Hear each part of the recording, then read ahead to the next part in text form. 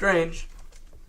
Strange to think that even in our Ford's day, most games were played without more apparatus than a ball or two and a few sticks, and perhaps a bit of netting.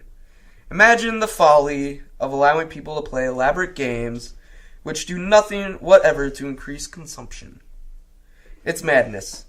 Nowadays, the controllers won't approve of any new game unless it can be shown that it requires at least as much apparatus as the most complicated of existing games.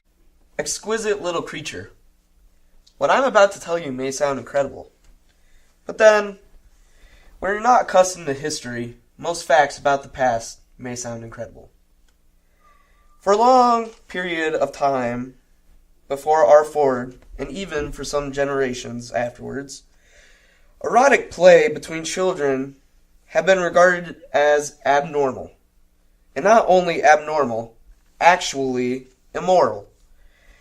And had therefore been rigorously suppressed.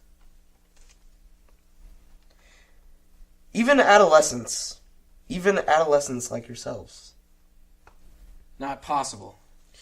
bearing a little surreptitious autoeroticism and homosexuality, absolutely nothing. Nothing?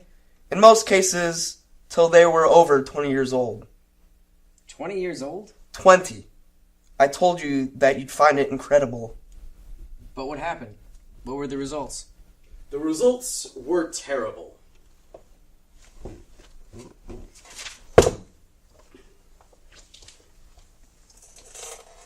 You all remember that beautiful, inspired saying of our Ford's? History is bunk. History is bunk.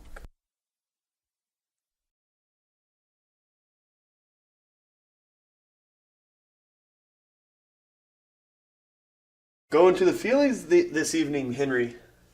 I hear the new one at the Alhambra is first rate. There's a love scene on a bearskin rug. They say it's marvelous. Every hair of the bear reproduced. The most amazing tactile effects. That's why you're taught no history. But now the time has come. It's alright, Director. I won't corrupt them. I shall make a point of going. Just try to realize it. Try to realize what it was like to have a viperous mother. Try to imagine what living with one's family meant. And you know what home was? Home. A few small rooms stiflingly over-inhabited by a man, by a periodically teeming woman, by a rabble of boys and girls of all ages. No air, no space, an under-sterilized prison, darkness, disease, and smells. And home was as squalid psychically as physically. Psychically, it was a rabbit hole, a midden, hot with the frictions of tightly packed life, reeking with emotion. What suffocating intimacies, what dangerous, insane, obscene relationships between the members of the family group. Maniacally, the mother brooded over her children. Her children. Brooded over them like a cat over its kittens. But a cat that could talk. A cat that could say, "My baby! My baby!" over and over again. "My baby!"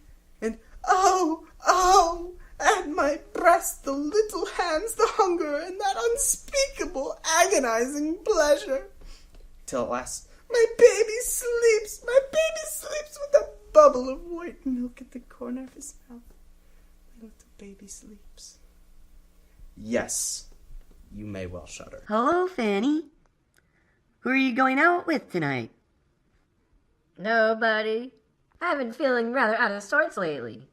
Dr. Wells advised me to have a pregnancy substitute. But, my dear, you're only 19. The first pregnancy substitute isn't compulsory till 21. I know, dear. But some people are better if they begin earlier. Dr. Wells told me the brunettes with wide pelvises like me. ought to have their first pregnancy substitute at 17. So I'm really 2 years late, not 2 years early.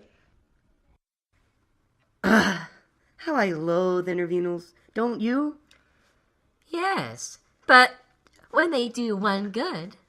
R. Ford, or R. Freud, as for some inscrutable reason he chose to call himself whenever he spoke of psychological matters, R. Freud had been the first to reveal the appalling dangers of family life. The world was full of fathers, was therefore full of misery, full of mothers, therefore of every kind of perversion from sadism to chastity, full of brothers, sisters, uncles, aunts, full of madness and suicide. And yet, among the savages of Samoa, in certain islands off the coast of New Guinea, extremes meet. For the good reason that they were made to meet. Dr. Wells says that a 3 months pregnancy substitute now would make all the difference to my health for the next 3 or 4 years. Well, I hope he's right. But Fanny, do you really mean to say that for the next 3 months you're not supposed to? Oh, no, dear. Only for a week or two, that's all. I shall spend the evening at the club playing musical bridge. I suppose you're going out? Oh, yeah. Who with? Henry Foster. Again? Do you mean to tell me you're still going out with Henry Foster? Mothers and fathers, brothers and sisters. But there were also husbands, wives, lovers. There was also monogamy and romance. Though you probably don't know what those are. Family, monogamy, romance. Everywhere, exclusiveness and narrow channeling of impulse and energy. But everyone belongs to everyone else. But after all, it's only been about 4 months now since I've been having Henry. Only 4 months? I like that. And what's more, there's been nobody else except Henry all that time, has there? No, there hasn't been anyone else. And I jolly well don't see why there should have been. Oh, she jolly well doesn't see why there should have been. But seriously, I really do think you ought to be careful. It's such horribly bad form to go on like that with one man. At 40 or 35 it wouldn't be so bad, but at your age, Lenina, no, it really won't do. And you know how strongly the DHC objects to anyone intense or long drawn. 4 months of Henry Foster without having another man? Why, he'd be furious if he knew. Think of water under pressure in a pipe. I pierce it once. What a jet! I pierce it 20 times. There would be 20 piddling little fountains. My baby, my baby! Mother! My love, my one and only precious, precious. Mother, monogamy, romance, high pressure. Making a high-spurting little fountain. Fierce and foamy, the wild jet. The urge has but a single outlet. My love, my baby. No wonder these poor pre-moderns were mad and wicked and miserable. Their world didn't allow them to take things easily, didn't allow them to be sane, virtuous, happy. What with mothers and lovers, what with prohibitions, they were not conditioned to obey. What with the temptations and lonely remorses, what with all the diseases and the endless isolating pain, what with the uncertainties and the poverty, they were forced to feel strongly. And feeling strongly, how could they be stable? Of course there's no need to give him up. Have somebody else from time to time, that's all. He has other girls, doesn't he? Well, yeah. Of course he does. Trust Henry Foster to be the perfect gentleman, always correct. And then there's the director to think of. You know what a stickler. He patted me on the behind this afternoon. There, you see? That shows what he stands for. The strictest conventionality. Stability. Stability. No civilization without social stability. No social stability without individual stability. The machine turns and turns and keeps on turning. And must keep on turning forever. It is death if it stands still. 1,000 millions scrabbled the crust of the earth. The wheels began to turn. In 150 years, there were 2,000 millions. Stop all the wheels. In 150 weeks, there are once more only 1,000 millions. 1,000 men and women have starved to death. Wheels must turn steadily, but cannot turn untended. There must be men to tend them, men as steady as the wheels upon their axles, sane men, obedient men, stable in contentment. Crying, "My baby, my mother, my only, my love," groaning, "My sin, my terrible God," screaming with pain, muttering with fever, bemoaning old age and poverty. How can they tend the wheels? And if they cannot tend the wheels, the corpses of 1,000 men and women would be hard to bury or burn. And, after all, it's not as though there were anything painful or disagreeable about having one or two men besides Henry, and seeing that you ought to be a little more promiscuous. Stability. Stability. The primal and the ultimate need. Stability. Hence all this. Somehow, I hadn't been feeling very keen on promiscuity lately. There are times when one doesn't. Haven't you found that too, Fanny? But one's got to make the effort. One's got to play the game after all. Everyone belongs to everyone else. Yes, everyone belongs to everyone else. You're quite right, Fanny, as usual. I'll make the effort. Impulse arrested spills over, and the flood is feeling. The flood is passion. The flood is even madness. It depends on the force of the current, the height and the strength of the barrier. The unchecked stream flows smoothly down its appointed channels into a calm well-being. The embryo is hungry. Day in, day out, the blood circuit pump unceasingly turns its 800 revolutions a minute. The decanted infant howls. At once, a nurse appears with a bottle of external secretion. Feeling lurks in that interval of time between desire and its consummation. Shorten that interval. Break down all those old, unnecessary barriers. Fortunate boys!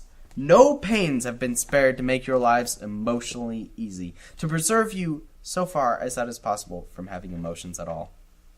Ford's in his flivver. All's well with the world. Oh, nice jacket. Oh, this whole thing? Thanks. So, you're talking about Lenina? Oh, yeah, Lavina Crown. Splendid girl, wonderfully pneumatic. I'm surprised you haven't had her yet. I can't think how I haven't, but I will at the first opportunity. And to tell the truth, I'm beginning to get just a tiny bit bored with nothing but Henry every day. Do you know Bernard Marx? You don't mean to say... Why not? Bernard's an Alpha Plus. Besides, he asked me to go out to one of those savage reservations with him. I've always wanted to see a savage reservation. But his reputation... What do I care about his reputation? They say he doesn't like obstacle golf. They say. And then he spends most of his time by himself, alone. Well, he won't be alone when he's with me. And anyhow, why are people so beastly to him? I think he's rather sweet. Consider your own lives. Has any of you ever encountered an insurmountable obstacle? Speak up! Don't keep his Fordship waiting. And you felt a strong emotion in consequence? Horrible, precisely. Our ancestors were so stupid and so short-sighted that when the first reformers came along and offered to deliver them from those horrible emotions, they wouldn't have anything to do with them. Talking about her as though she were a bit of meat. Have her here, have her there, like mutton. Degrading her to so much mutton. She said she'd think it over. She said she'd give me an answer this week. Oh, Ford. Take ectogenesis. Pfitzner and Kawaguchi had got the whole technique worked out. But would the governments look at it? No. There was something called Christianity. Women were forced to go on being viviparous. He's so ugly. But I rather like his looks. And then so small. I think that's rather sweet. One feels one would like to pet him. You know, like a cat. They say somebody made a mistake when he was still in the bottle. Thought he was a gamma and put alcohol into his blood surrogate. That's why he's so stunted. What nonsense! Slave teaching was actually prohibited in England. There was something called liberalism. Parliament, if you know what that was, passed a law against it. The records survive. Speeches about liberty of the subject. Liberty to be inefficient and miserable. Freedom to be a round peg in a square hole. Well, all I can say is that I'm going to accept his invitation. Then the 9 Years' War began in AF 141. Not even if it were true about the alcohol in his blood surrogate. Phosgene, chloropicrin, ethyl iode acetate, diphenylcyrenosine, trichloromethyl chloroformate, dichlorethyl sulfide, not to mention hydrocyanic acid. Which I simply don't believe. The noise of 14,000 airplanes advancing in open order, but in the Confirsten Dam and the 8th arrondissement, the explosion of the anthrax bombs is hardly louder than the popping of a paper bag. Because I do want to see a savage reservation. You're hopeless, Lenina. I give you up. The Russian technique for infecting water supplies was particularly ingenious. The 9 Years' War, the great economic collapse. There was a choice between world control and destruction, between stability and... Liberalism, of course, was dead of anthrax, but all the same, you couldn't do things by force. Government's an affair of sitting, not hitting. You rule with the brains and the buttocks, never with the fists. For example, there was the conscription of consumption. There, I'm ready. Let's make peace, Fanny darling. Every man, woman, and child compelled to consume so much a year in the interests of industry. The sole results. One of these days, you'll get into trouble. Conscientious objection on an enormous scale. Anything not to consume. Back to nature. Back to culture. Yes, actually to culture. You can't consume much if you sit still and read books. Do I look all right? 800 simple lifers were mowed down by machine guns at Golders Green. Then came the famous British Museum massacre. 2,000 cultural fans gassed with dichlorethyl sulfide. In the end, the controllers realized that force was no good. The slower but infinitely surer methods of ectogenesis, neo-Pavlovian conditioning, and hypnopedia. Perfect. And what a perfectly sweet Malthusian belt. Accompanied by a campaign against the past, by the closing of museums, the blowing up of historical monuments, luckily most of them had already been destroyed during the 9 Years' War, by the suppression of all books published before AF 150. I simply must get one like it. There were some things called pyramids, for example, My old black patent bandolier. and a man called Shakespeare. You've never heard of them, of course. It's an absolute disgrace, that bandolier of mine. Such are the advantages of a really scientific education. The introduction of our Ford's first T-model, I've had it nearly 3 months. chosen as the opening date of the new era. There was a thing, as I've said before, called Christianity. Ethics and philosophy of underconsumption. So essential when there was underproduction, but in an age of machines and the fixation of nitrogen, positively a crime against society. Henry Foster gave it to me. All crasses had their tops cut and became T's. There was also a thing called God. We have the world state now, and Ford's Day celebrations and community sings and solidarity services. There was a thing called heaven. But all the same, they used to drink enormous quantities of alcohol. There was a thing called the soul, and a thing called immortality. Do ask Henry where he got it. But they used to take morphia and 2,000 pharmacologists and biochemists were subsidized in AF-178. Look at Bernard. He looks so glum. 6 years later, it was being produced commercially. The perfect drug. Let's glum Bernard. Let's bait him.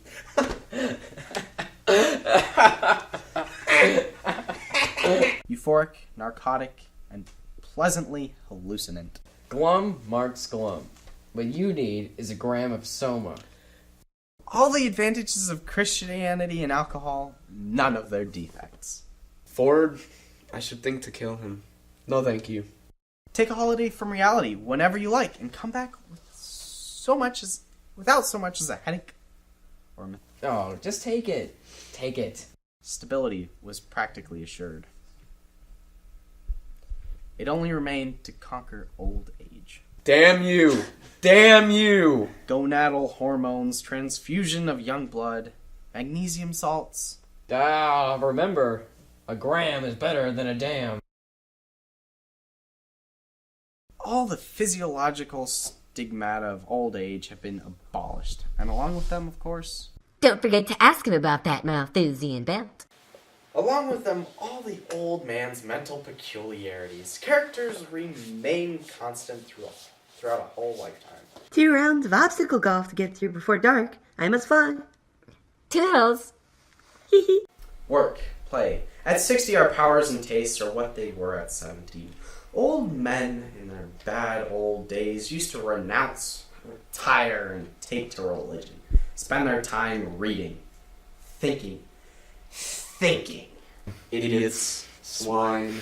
Now, such is progress. The old men work, the old men copulate. The old men have no time, no leisure from pleasure. Not a moment to sit down and think. Or, if ever by some unlucky chance such a crevice of time should yawn in the solid substance of their distractions, there's always soma. Delicious soma. Half a gram for half a holiday.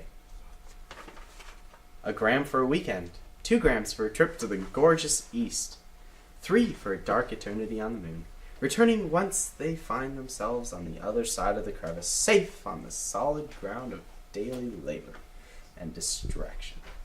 Scampering from feely to feely, from girl to pneumatic girl, from electromagnetic golf course to... Go away, little girl! Go away, little boy! Can't you see that his fortune's busy? Go and do your run, play somewhere else! Suffer, little children. And the sparks!